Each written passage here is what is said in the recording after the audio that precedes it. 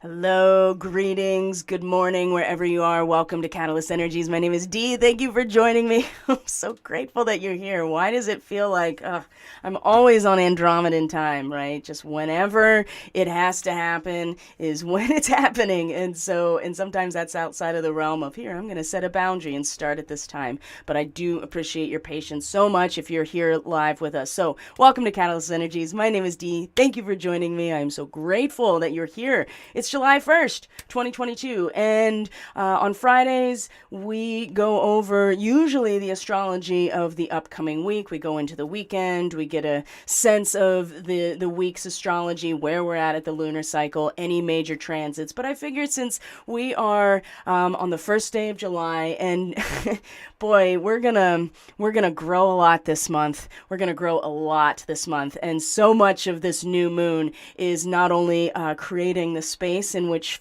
growth can happen, but also to give us a focal point of what it is we want to grow into. Who is it that we want to emulate in our growth? And usually it is in a young person, right?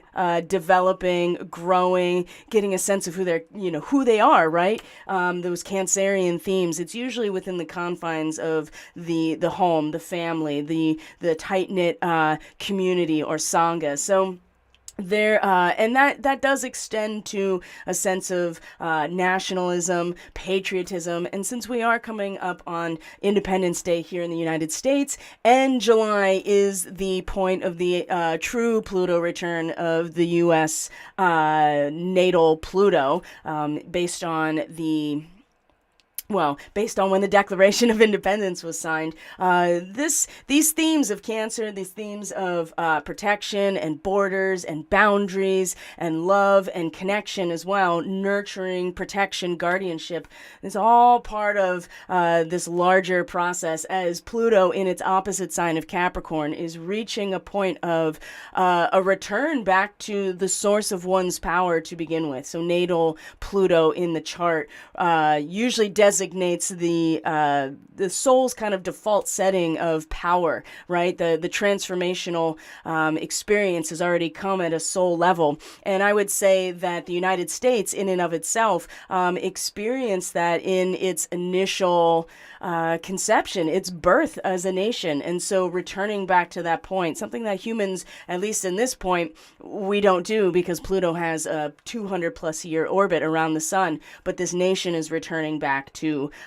this point of transformational power, metamorphosis, and Pluto is no picnic, right? It is the final word, but it's usually in these moments where we transform completely into something new. So we're going to look at a lot of the big themes coming through the month and get an idea of certainly what the next week is going to bring us. But I just thought it was important to kind of give ourselves a wide berth here because August 1st, boy, oh boy, we have some interesting things that are going to be happening. Mars, Uranus, and the north node of the moon are all going to be conjunct at 19 degrees Taurus. And for any of you who are familiar with Sabian symbols in astrology, that degree is a new continent rising out of the ocean. So whether or not it's literal, whether or not it is metaphorical, esoteric, exoteric, you can bet that August 1st, we're going to be really grateful about all of the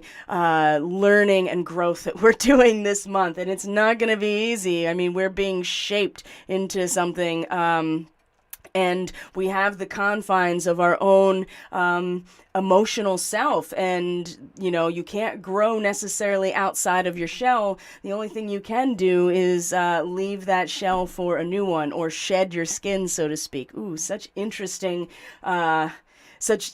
imagery. So let's check in with the stream here and see if it's healthy, because I know it's buffering, and I know that that's really frustrating. But what we'll find, as we usually do, is that the recording is going to be just fine. And it says average view duration is 4 minutes and 44 seconds. So I find that to be a good sign. So I know that most people are probably getting on with their weekend already. It is a holiday weekend here in the U.S., so the 4th of July is on Monday.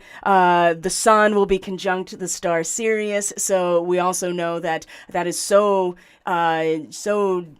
intimately woven into the birth of this nation, at least. And there's no secret that many of the founding fathers have been identified as Freemasons, identified as Illuminati. There was incredibly strong occult and mystery school influence on many of those individuals, regardless of what side of the aisle they're on, because they're absolutely the left hand and the right hand path of these mystery schools. But there was something about the space, the guardianship, the infinite space that Cancer and the star Sirius really represented. So if you go back to Egyptian mythology, cosmology, even mysticism, and start looking at Isis, and the heliacal rising of Sirius in Egypt, letting them know, hey, this was the time that the Nile was going to flood and we could start producing food.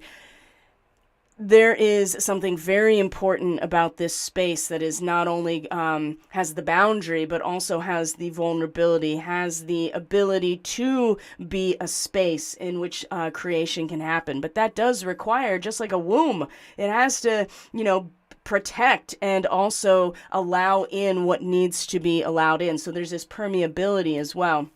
And when I was a kid, this is a funny story. I didn't actually plan on telling it. So when I was a kid, as many kids do, I had a hermit crab as a very young kid, right? Leading up to pets that I would have later in life, of course. But as a really young person, I had a hermit crab, and his name was Hermit the Crab. And I remember still very viscerally about, watching Hermit the Crab leave his shell and know that that was probably wanting to upgrade, but also too, that was a pretty good indication that the crab was going to pass on as well. So there is something too about leaving behind that shell, or leaving behind that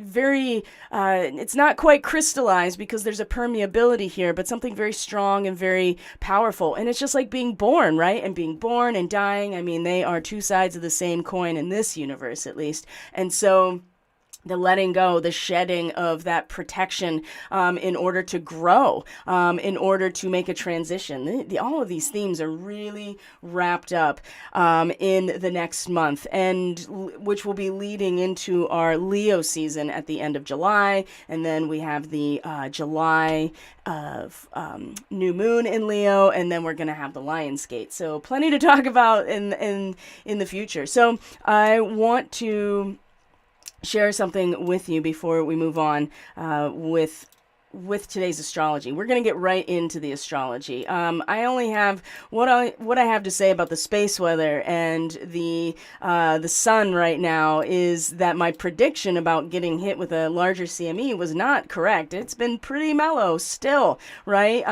It seems like whenever the sun is having this massive explosion or flare or disruption, it's definitely not facing us or making any large impact yet. The Schumann continues to amplify. And I think that's very interesting. So before we get into that, and I'm really going to just bring up some very basic topics in terms of that, because I really want to get into today's astrology. I just want to share, number one, I'm still offering the Starseed readings at a sale. You go to my website, it's linked in the description box below, and you can access, it's right on the homepage, and you can book your reading from there, and this is at a 25% discount. I go over all your Starseed markings that are in your chart, where they're at, what they mean, how you can use them in further study, through astrology and through your own practice, whatever it is, and establishing a relationship esoterically with these starseed origins and how they are here as part of right now and in this incarnation. So the soul's blueprint is in the natal chart, and we look at these starseed markings to get that multidimensional perspective. The other thing I wanted to share is that I really appreciate people's patience let me move this around here.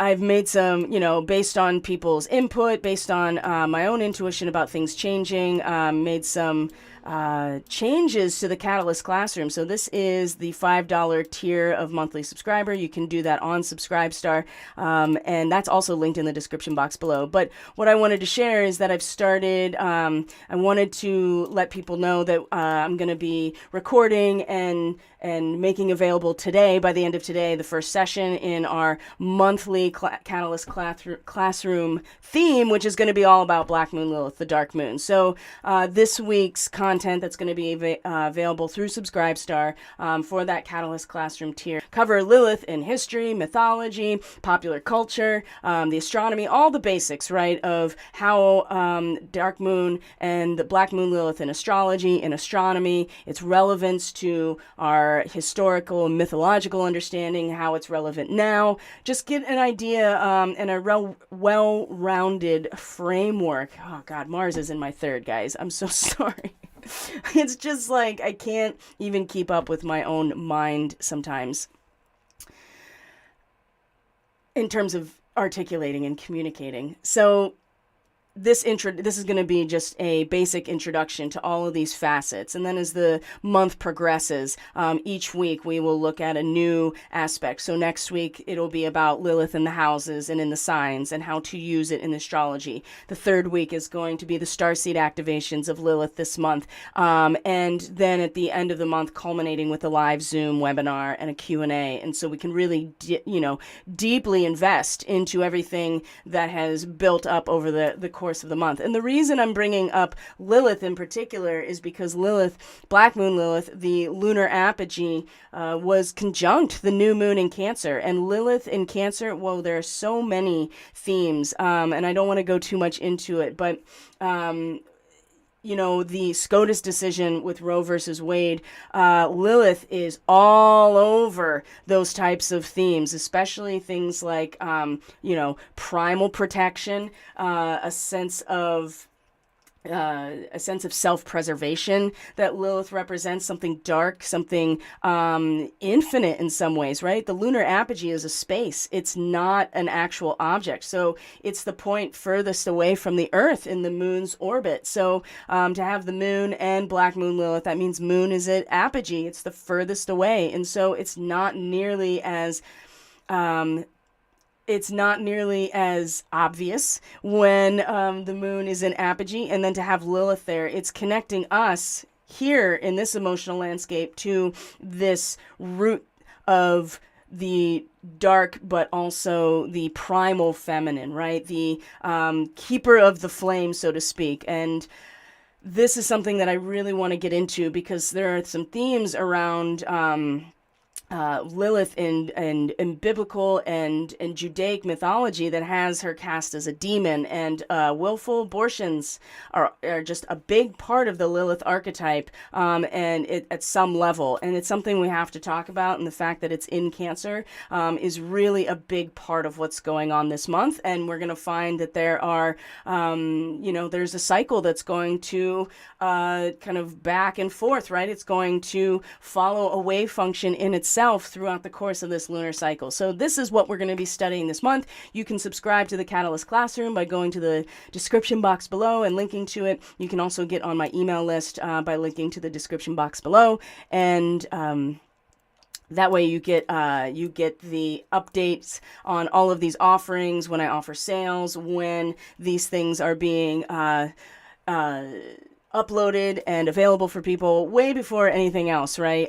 So that's something that you can do as well. So to stay in touch. Now, let's look at just one thing I want to look at here, and we're going to move on to the astrology in terms of the space weather, because there will be a time where I'm going to do an entire series on the Schumann resonance, on space weather, how to understand it, this whole thing. So, but one thing I do want to show is in the last day or so, you can see that the solar wind speed in particular has really dropped off. The disturbance of the electromagnetic field, the magnetosphere, has also also started to balance out. And if you look at the KP index, right, it's very stable and calm in our magnetosphere. And the only thing I'm going to say about that right now is that when the KP is away, meaning that when it's at its most stable, the cosmic rays, they come to play. And cosmic rays are charged particles moving near the speed of light, so they have a real impact on us.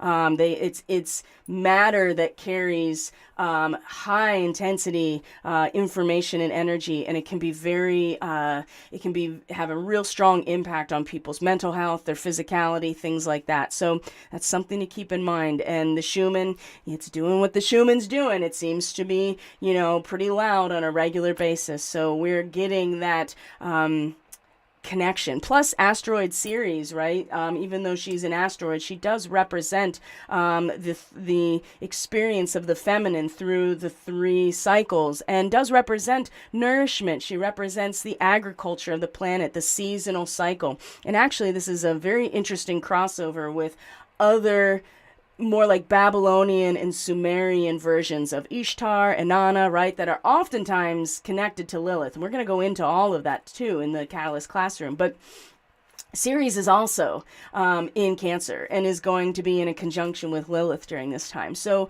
there is a connection to our own planetary womb in some ways, right? The planet herself and what she offers in that way is also very much connecting to us. So the Schumann spikes, and people have a lot of different types of symptoms, and to just be easy on yourself, be gentle on yourself, and really accept that this time is about creating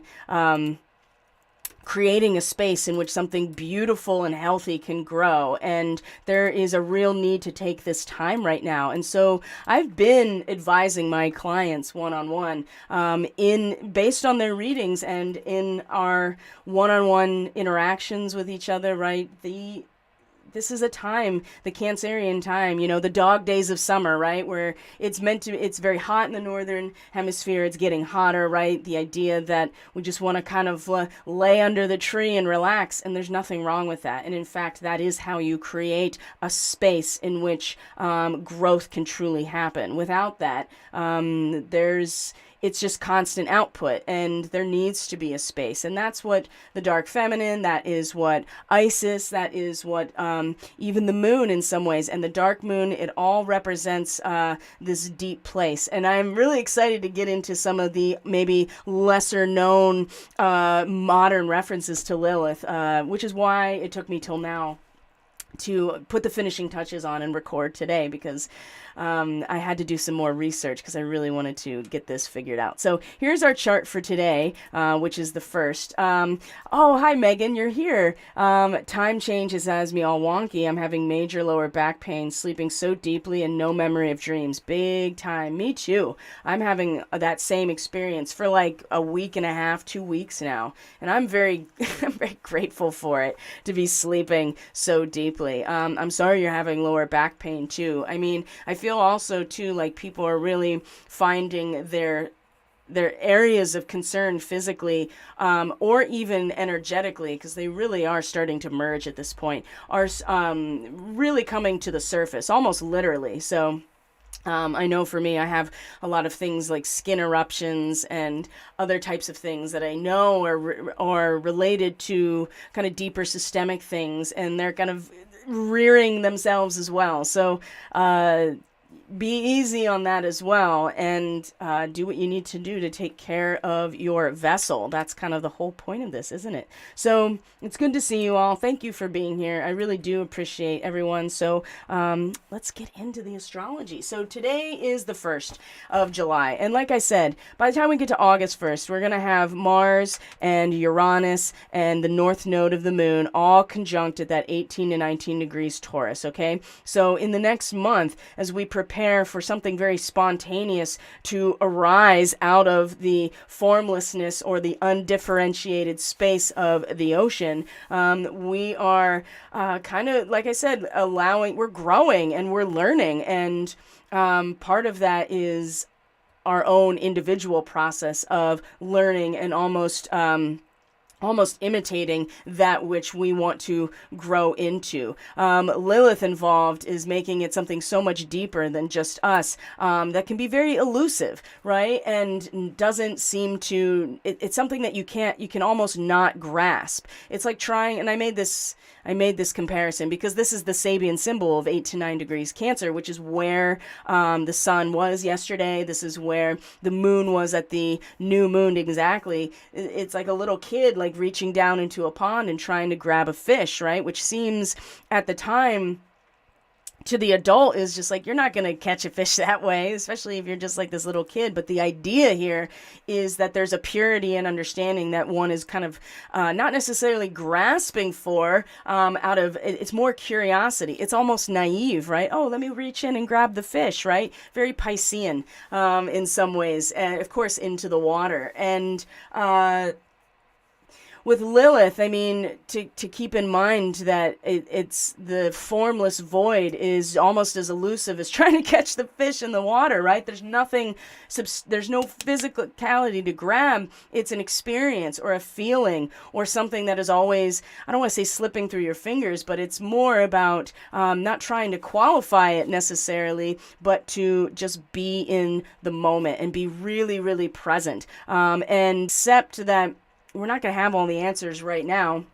And part of that is being, really present so that you can be in your feels and not relying so much, which is very difficult right now with Mercury and Venus right now in Gemini, right? Kind of having the sense feeling and value and meaning being on the dialectic, and especially with Mercury here. So very powerful, very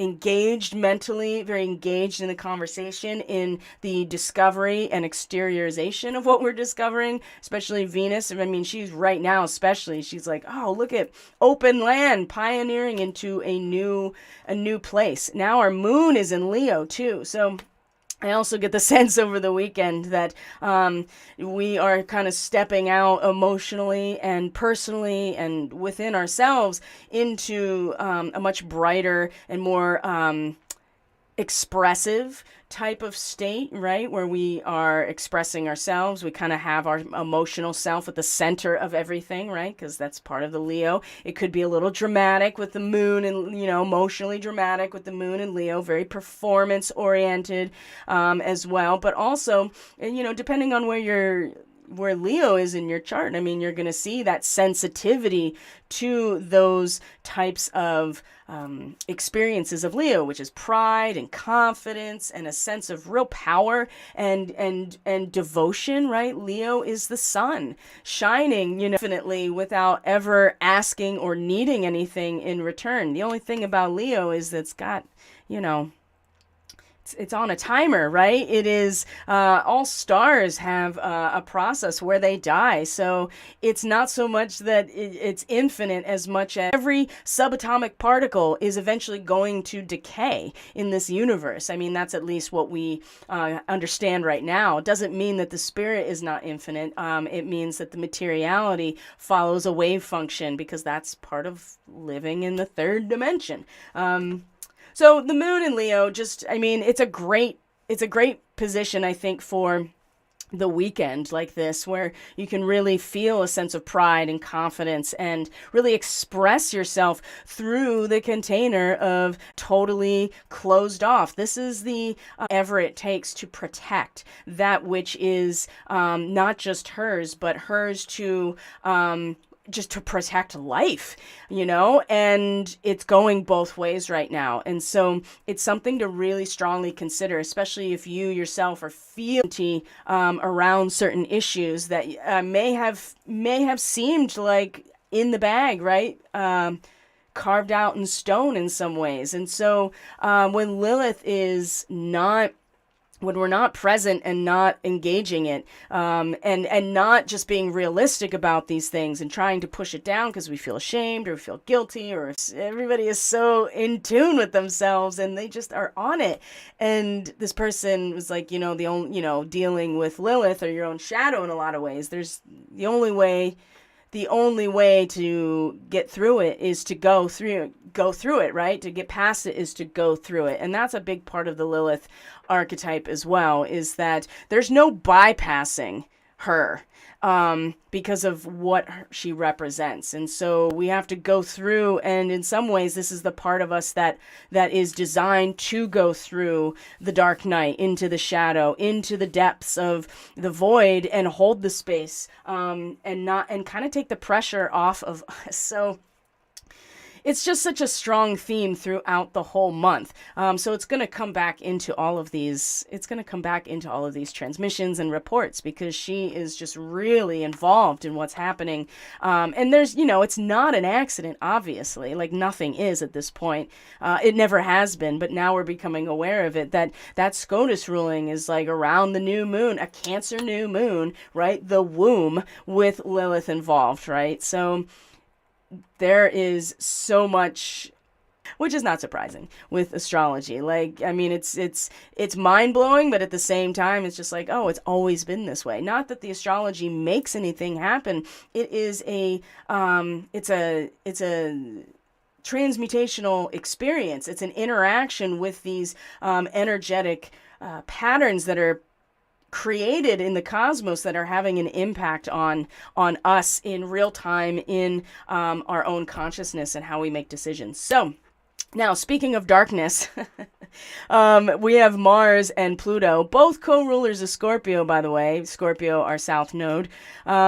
They are in a square to each other today as well. And so these two represent different facets of the scorpionic energy. Mars, also ruling Aries, is much more of the drive, the hunger, the output, the courage, the ambition, the right? The output, the penetration in some ways. It's not meant to be graphic. It just is what it is. That's what Mars represents.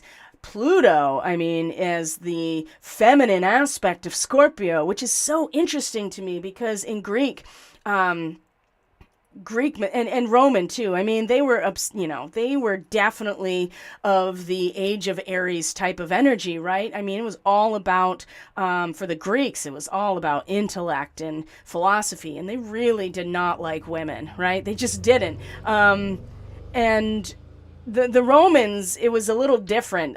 They had a lot more interest in and respect for the feminine and the woman in society, but they were still kind of really obsessed with the male principle of, the phallus, basically, and the generative principle of the masculine. If you go anywhere in where there's Roman stuff, especially Pompeii, oh my gosh, it's everywhere, right? There's phallic carvings and pictures everywhere. So Pluto as the feminine representation, and in the Babylonian and Sumerian cosmology, it is a goddess who rules the underworld.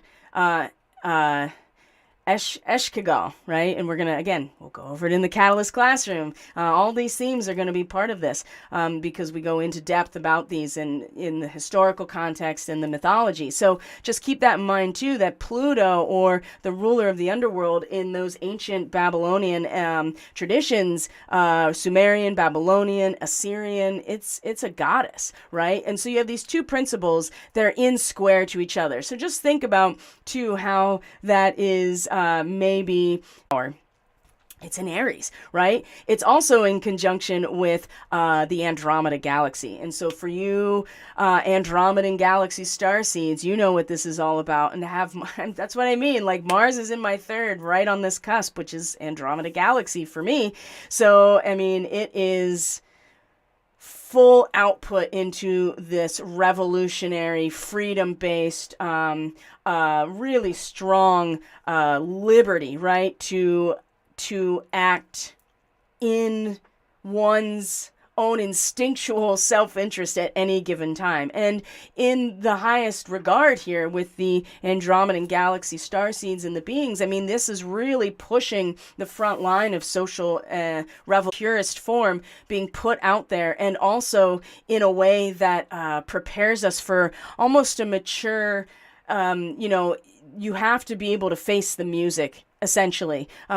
Strangely enough, the degree after this square that Mars comes into is about facing and attuning to the cosmic music. But you have to face the music of those that you are part of and what you have presented yourself as. And so Andromedan starseeds can be really flaky, right? Because in the moment that they make a decision or a plan, when that time comes and they're like, oh, what's time? I don't feel this way anymore. They will often do whatever they can to get out of those plans. I know this well.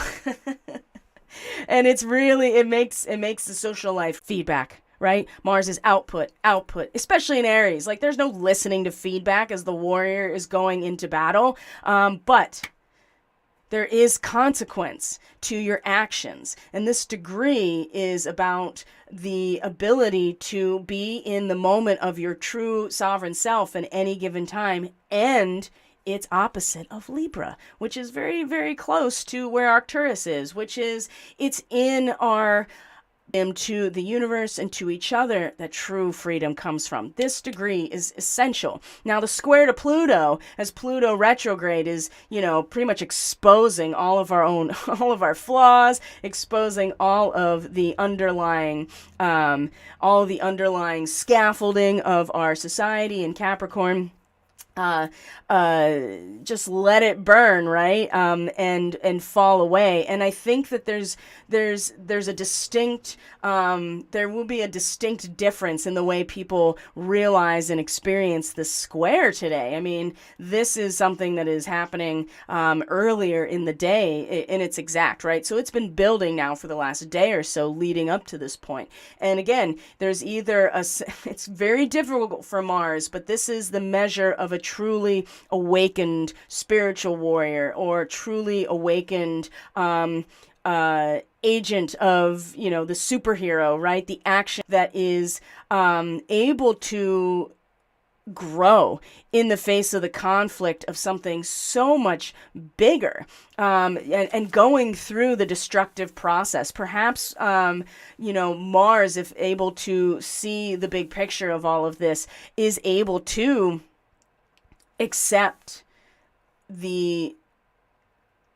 and not only accept, but to see the benefit of being able to prepare oneself for the feedback, even the disappointment. If you promise too much, right, especially which Mars is an output, right, because Mars isn't really thinking about it. Mars is just, like I said, the output, the penetration, the movement forward, the spark of life. That's the other thing, too. You have to be responsible for what you're putting out into the world. Ooh.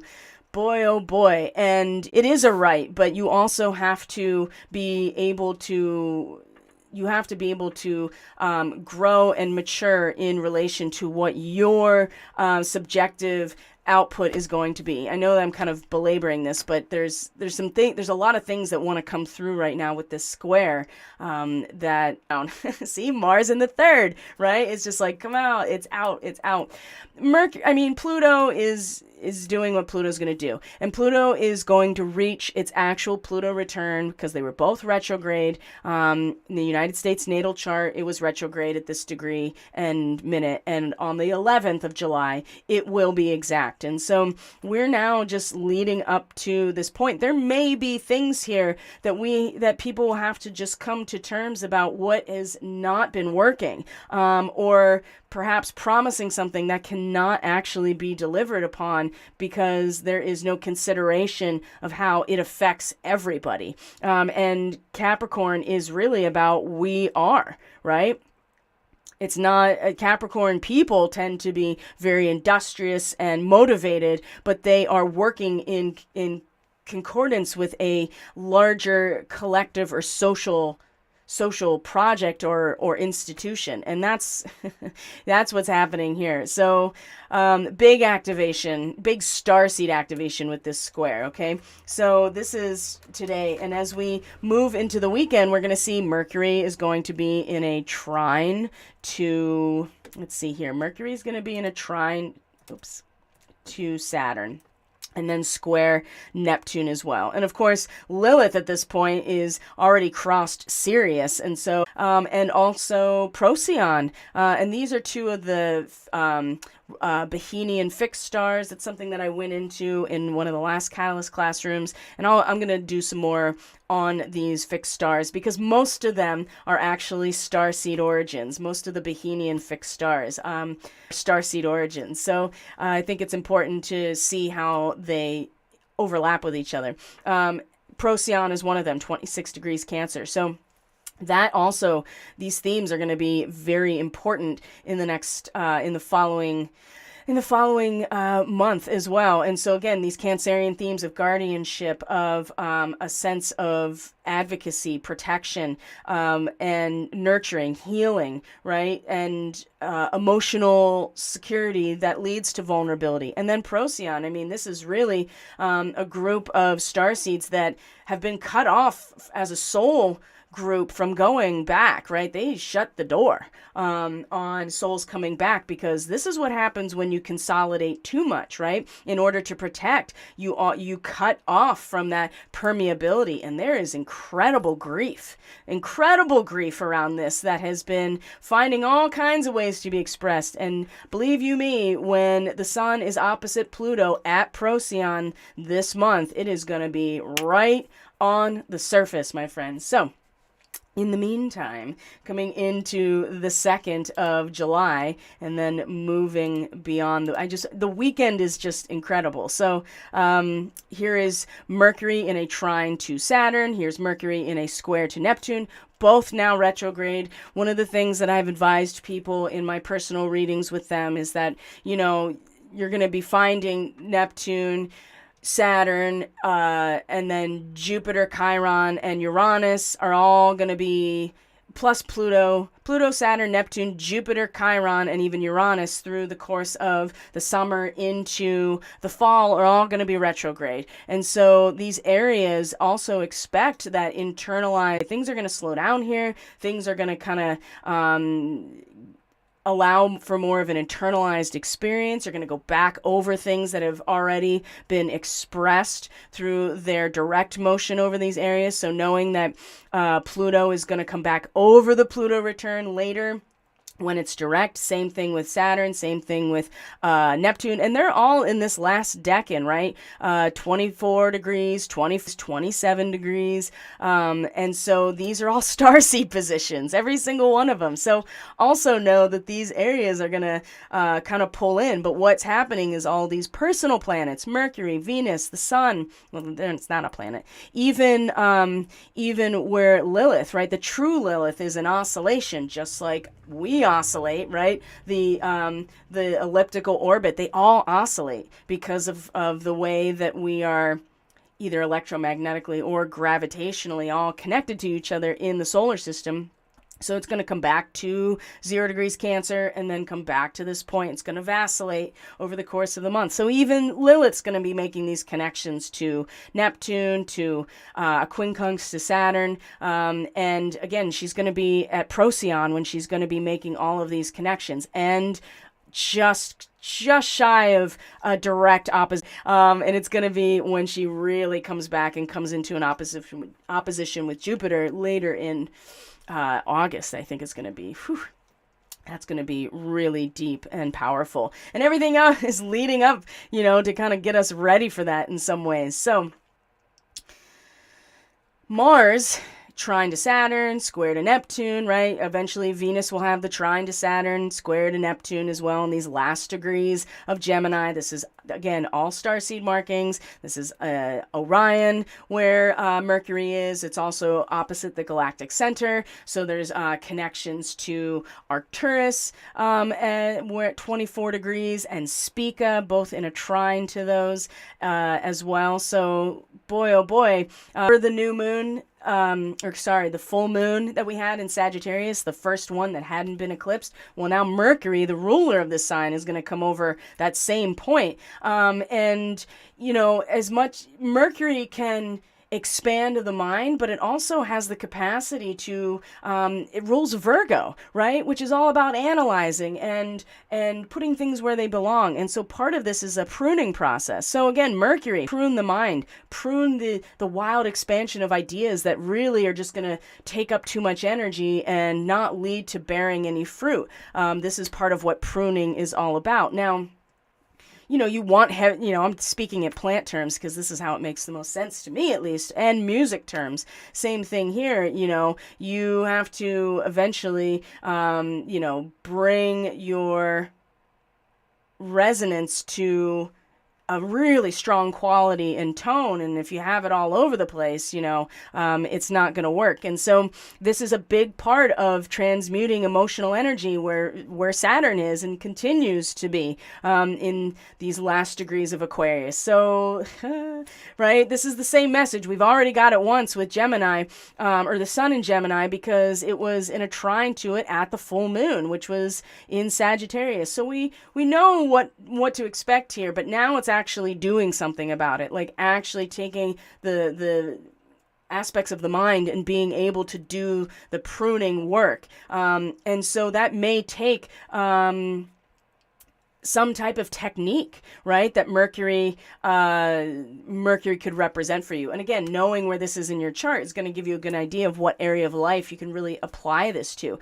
Now, at the same time, so a trine is a 120-degree angle that is harmonious, it's balanced, it's square to Neptune right after it, where we're cutting back in terms of our ideas, concepts, communications, the way that our mind is functioning, the amount of noise and seriously, the digital noise and the constant influx, right? If there's any way of pruning, it would just be the weekend, right?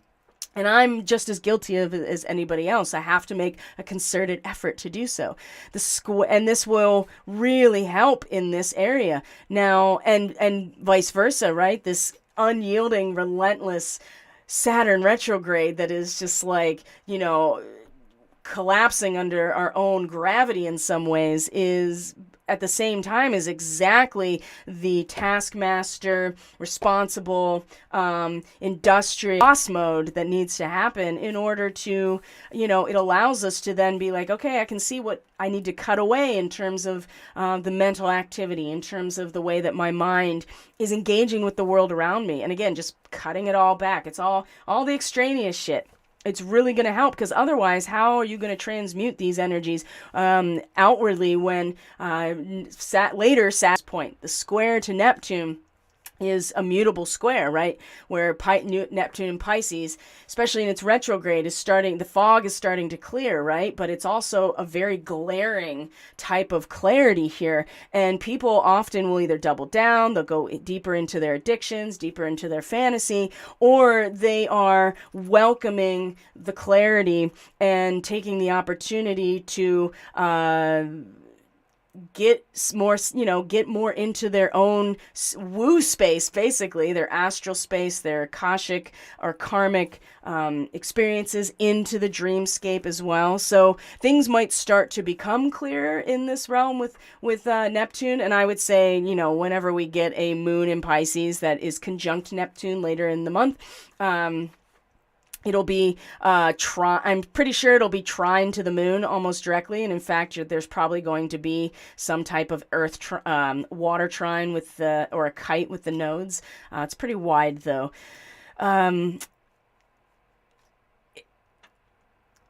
As we maybe mentally are like, okay, it's time to cut back on all this stuff, the square is just like, well, how am I going to know which direction I want to go in if I'm cutting back all of these input signals, right? And so the square here, and these are two planets in their rulership, so they really are gonna go to battle in some ways, or at least maybe not battle, but when they meet each other and cross purposes, they're just gonna kind of they're mutable, so they're just gonna just kind of, I don't know, find their, settle to where it yourself, it all just kind of comes together and then, settles down to the bottom of something, so that it's not uncomfortable. And I think that a good way to consider this here is that Neptune in Pisces is such a large collective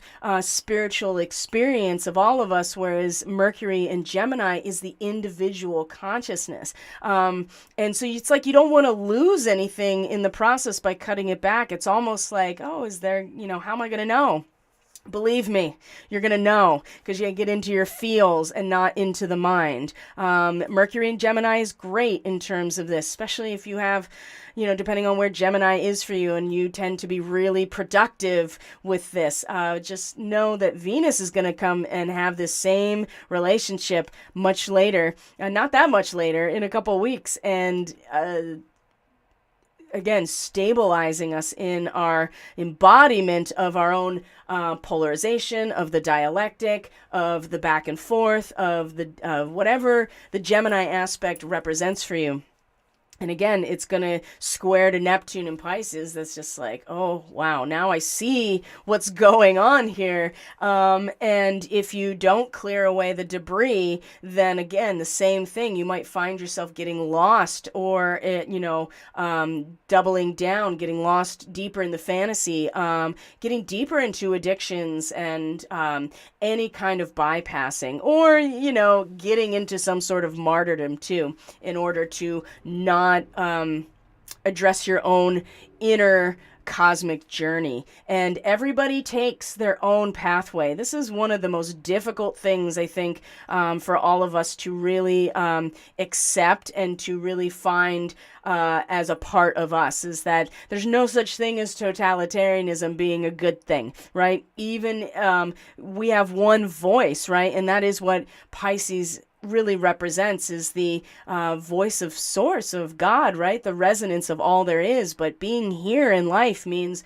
you eventually come into your own unique creationary moment, and you don't ever get that with staying in the infinite voice, or staying in some sort of, everybody has the same resonance materially, or in their individual consciousness. Ooh, it's going to be so interesting. We have some really difficult themes to work with this month. And what's interesting is that the defeat, right? The sense of disappointment that is coming out in the readings. In fact, if we wanted to let's look at this week's reading actually real quick. The sorrow, right? The battle within ourselves, the Princess of Swords, right? And how, the sacred space within, it's so much a part of what's been happening. And there are a lot of people that are really, that Lilith is just like, again, feeling backed into a corner. I will do anything in order to protect what I feel needs to be protected. But be very clear about what it is that you feel like is worth protecting here, because Lilith is, like I said, one of the things about her is that she would rather have been expelled, honestly. She had every opportunity to go back, and she's like, no, I'm not having it. So there's a lack of compromise there, but there's also no redemption for the story of Lilith, at least not that we know of in ancient... well, no, there is, right? We'll get into that at some point. Where are we? Get through the weekend here. So we come to the 3rd, and the big thing here is, again, there's just Lilith is going to be making a connection to the nodes, right? This is, oops, sorry guys, this is a sextile and a trine to the nodes, and this really, again, seems to represent our, ability to, again, the space, right? We have to actually expect to be influenced, to receive this endowment of the, the life force, endowment of something divine into our presence, because, but we have to actually have the space, have the stillness, have a sense of almost expectancy in some ways in order to be able to make the most out of where we are going at a soul level, which is the North Node. And there's an imagery about receiving some sort of message, some sort of white dove, right, over troubled waters. That's the Sabian symbol, actually. So in order to do that, though, there has to be an expectation that is a possibility, and beyond a possibility, that it is absolutely coming, because we have created the space. But that does require that we are participating in this process. If we do nothing and it's a trine to the South Node, which is not a terrible thing, it's really just going to give us an outlet for aggression. And there's nothing wrong with a social outlet for this aggression. It's almost like you do nothing and you still become some sort of vessel in some ways. But we really want to move towards this North Node in Taurus, right? Where it's about inherent value, inherent worth, natural resonance, harmony with the natural world and each other, without attempting to generate anything. We've done that already, right? This is part of what Pluto is doing. Hey, I am destroying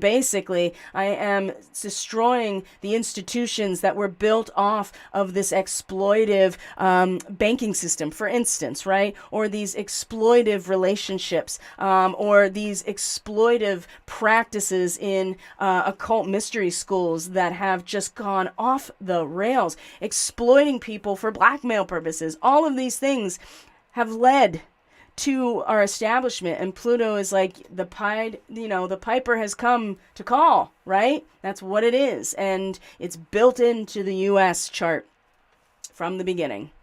Right? Because we are going to transform as a result of a lot of what's happening this month, but certainly up to 2024, big time, before Pluto is permanently in the sign of Aquarius. So again, Lilith comes back out and is setting the tone of space, of expectancy. What are we expecting? Do we expect, do we expect there to be doom and gloom? Do we expect to be exploited? Or do we expect the beloved, right? And from there, we're able to actually, experience the spiritual blessings or the white dove, so to speak. It's, again, it really has a lot to do with, your ability to tap into Lilith now and in your natal chart. So people have natal Lilith, like your true Lilith in Cancer. Boy, oh boy.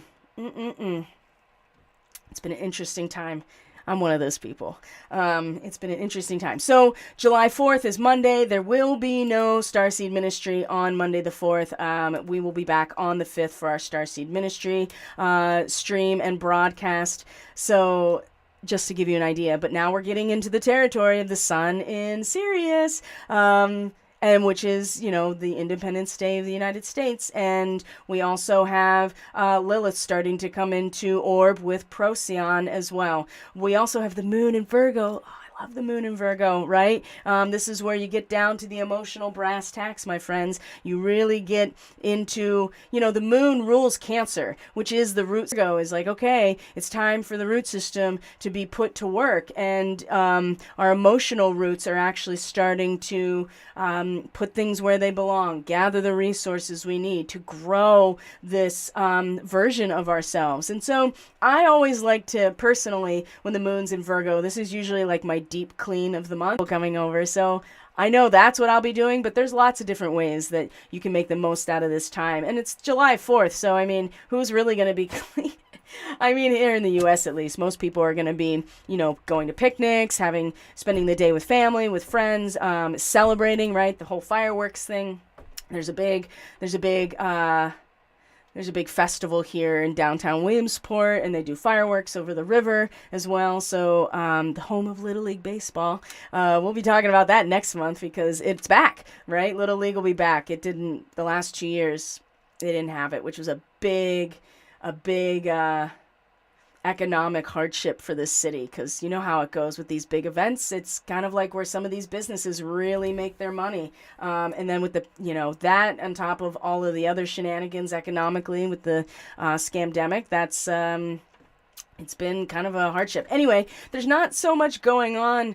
The moon's going to square Venus in Gemini. The moon is going to sextile the sun. You see that Mercury and Mars are coming into the last degree. They're actually going to come into a sextile on the 5th when we come together. I want to show you this because this is pretty powerful too.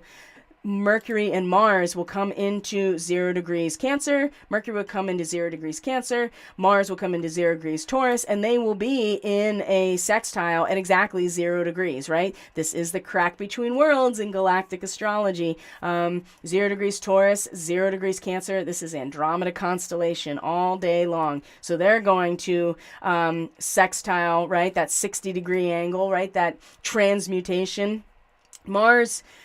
Mars coming into Taurus is going to slow way down, right? Which is not exactly a bad thing unless you are not really enjoying getting stuck in the mud. So this is why, I've been talking about how get your mind in a place where it can really settle itself and really find a root system. 0 degrees Cancer, right? This is where you raise the new flag and it's a point of no return.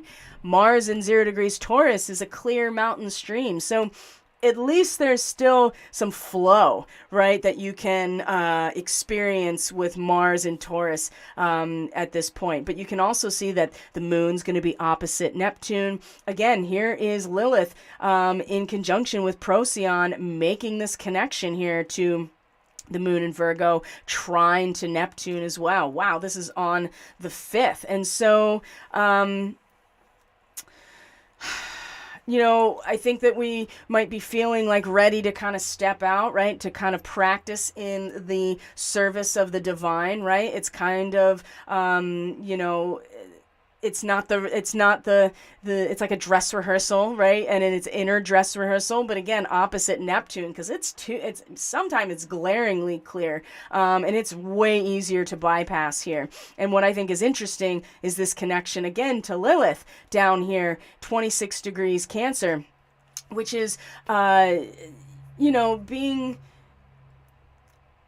influence or endowed with something, right? Endowed with something. And so this sextile to the moon, I think whatever this is, it's so deep and it's so powerful, make something of it in order to start emotionally acting in the service of our divine mission in a way that feels like it's not so big. What can we possibly do? I think Neptune in retrograde can really bring, especially in Pisces, can bring out this feeling of like, what does it matter?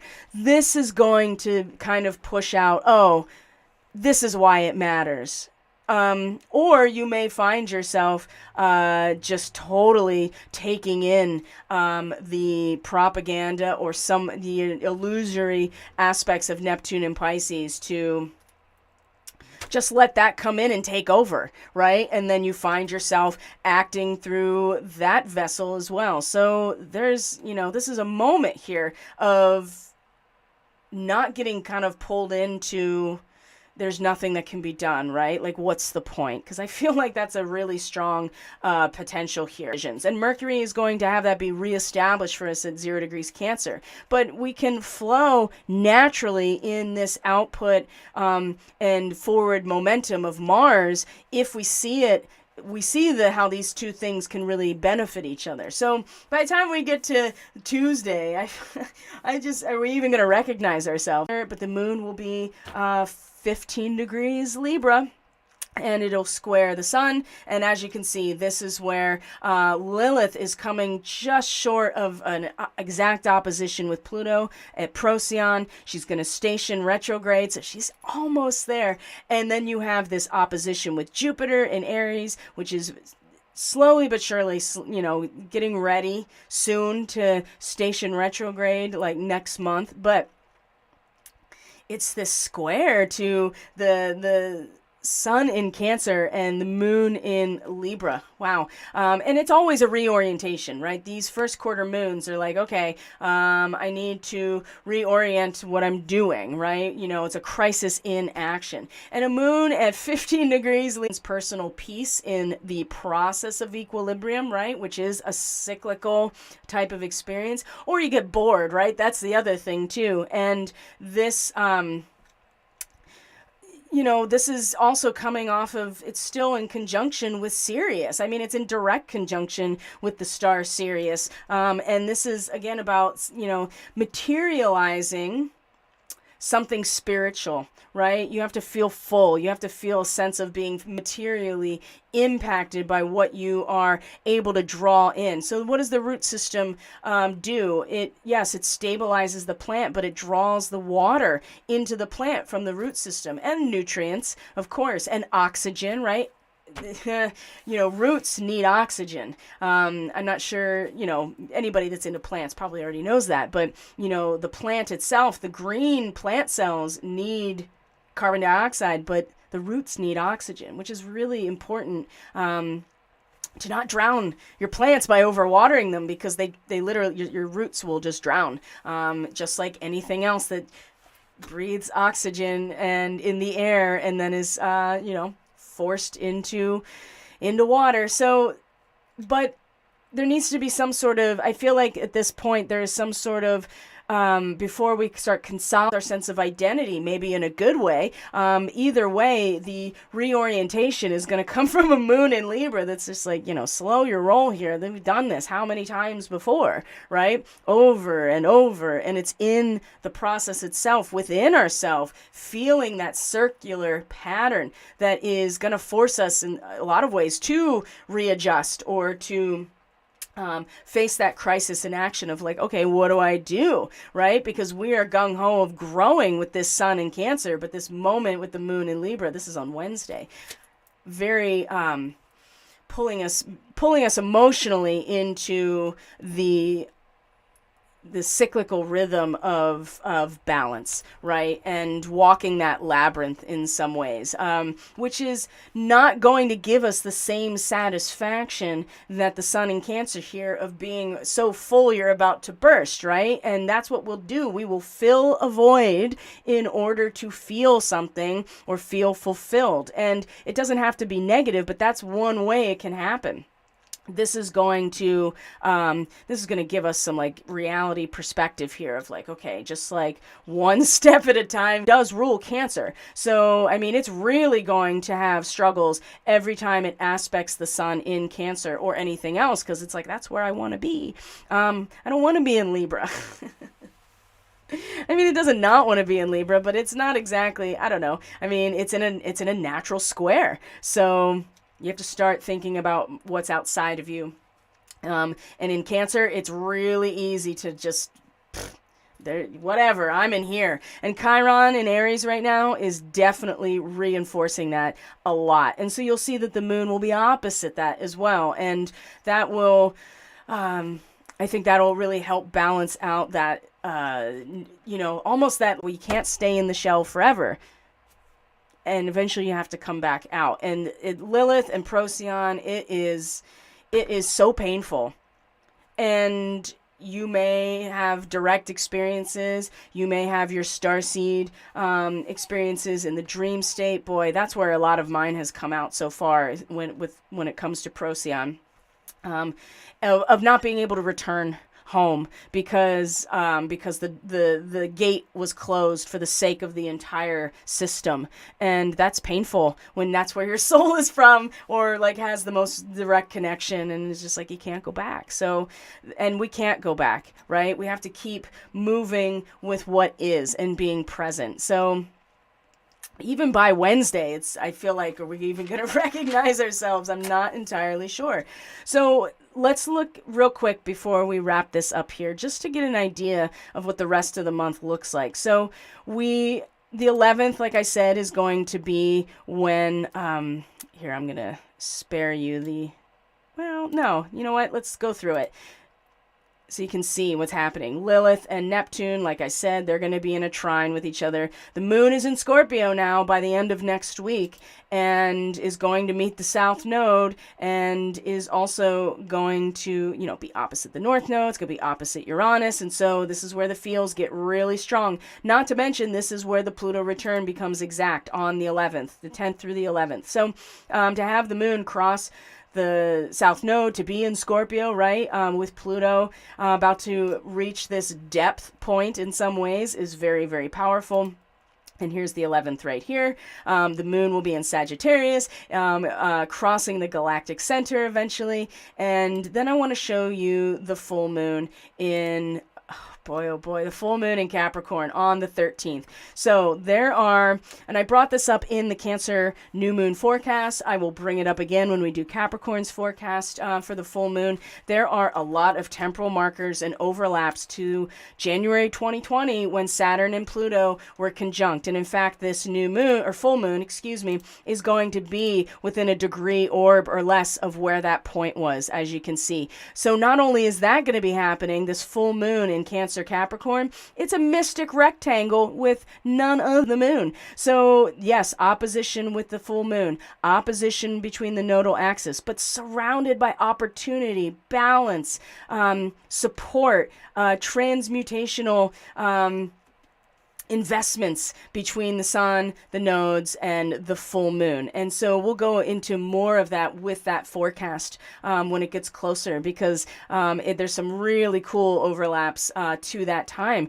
really showing that, again, this expectancy here that is highlighting what has worked within us, right? How we feel about our successes, how we feel about our failures.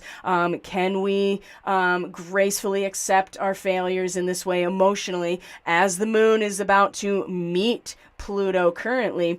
And how does that connect to all of our soul's journey, right? Of where we're going and where we've been.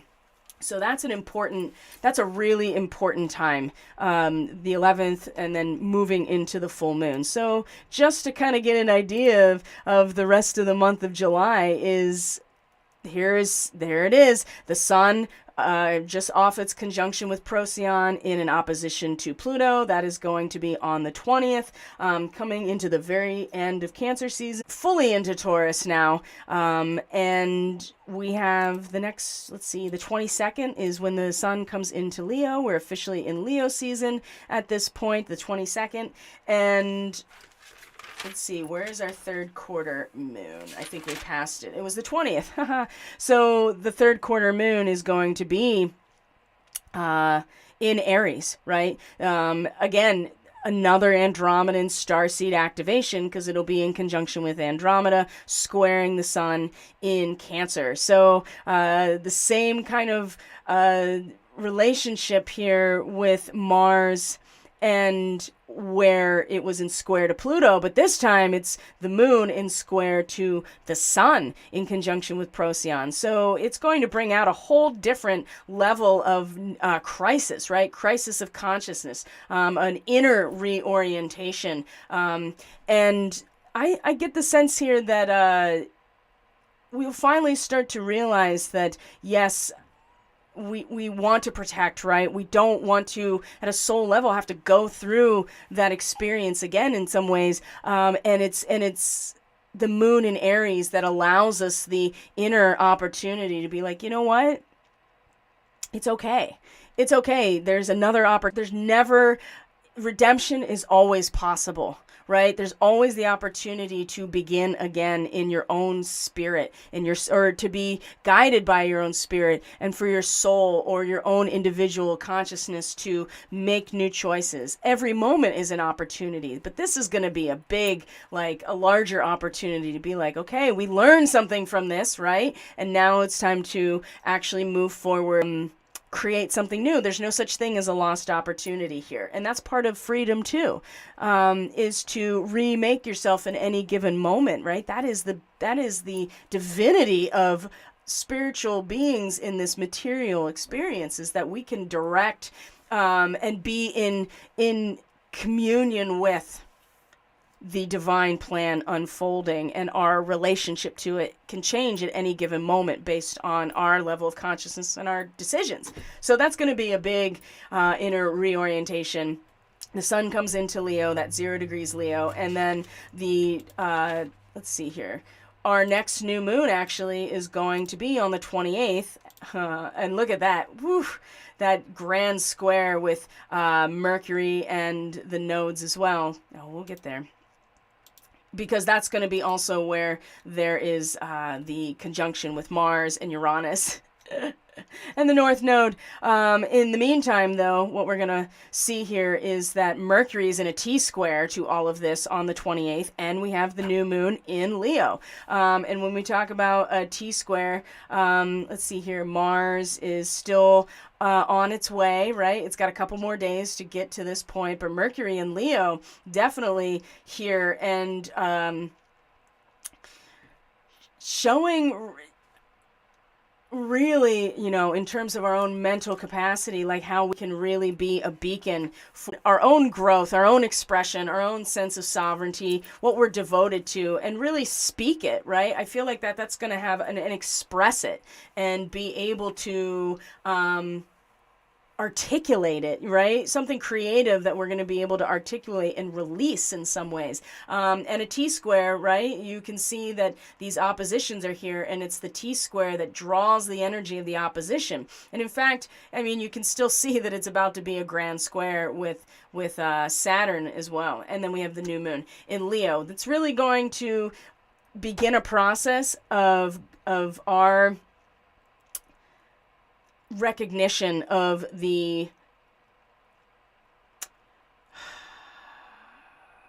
relativity of our social values, right? Whether conservative, whether we are identified as conservative or liberal, right? You know, this, that, we start, and how that is expressed, we realize, and that comes a lot from, you know, the Gemini into Cancer, you know, that area.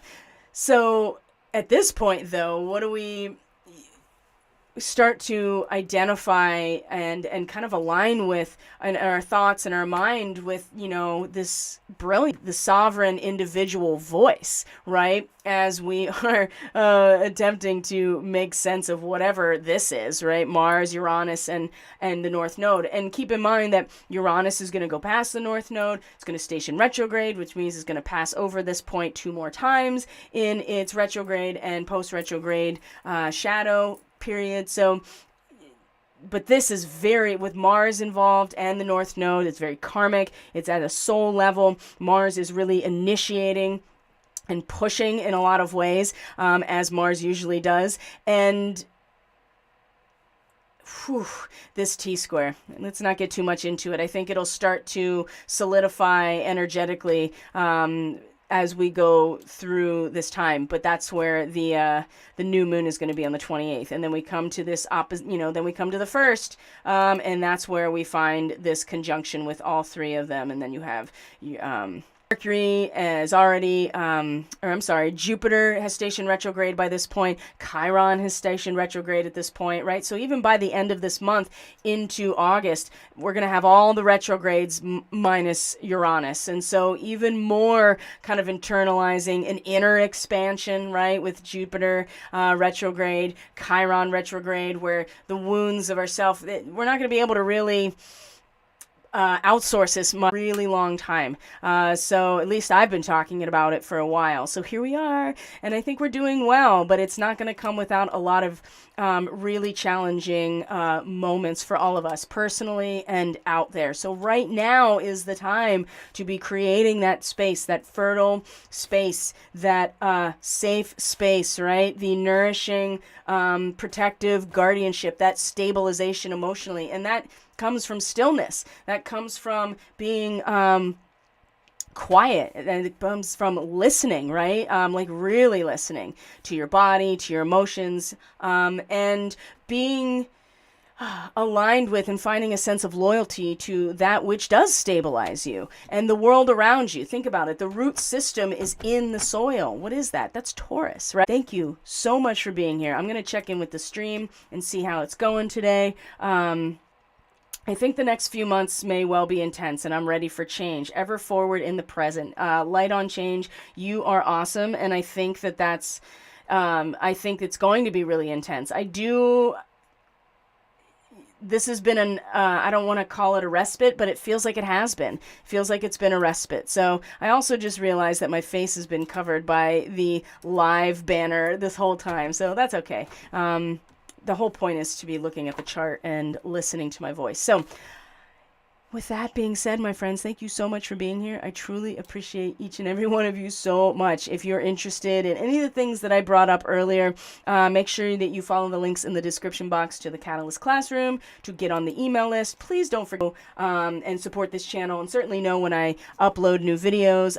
Don't forget to hit the like button, to share, to comment. All of those things truly support this channel a lot, actually. And so I try to remind people, I don't want to get into that spiel and be like trying to always be like and subscribe, but truly people don't remember unless you tell them, like, every time. And I'm the same way, right? And so I'm trying to get better about establishing those habits with the content that I really enjoy and is enriching my life. And I would really ask you to do the same if you feel so inspired. So thank you so much for being here. Please enjoy your weekend, whatever you're up to. No Starseed Ministry on the 4th. It is a holiday here in the US, but I'll see you guys on the 5th. Take care of yourselves. I love you.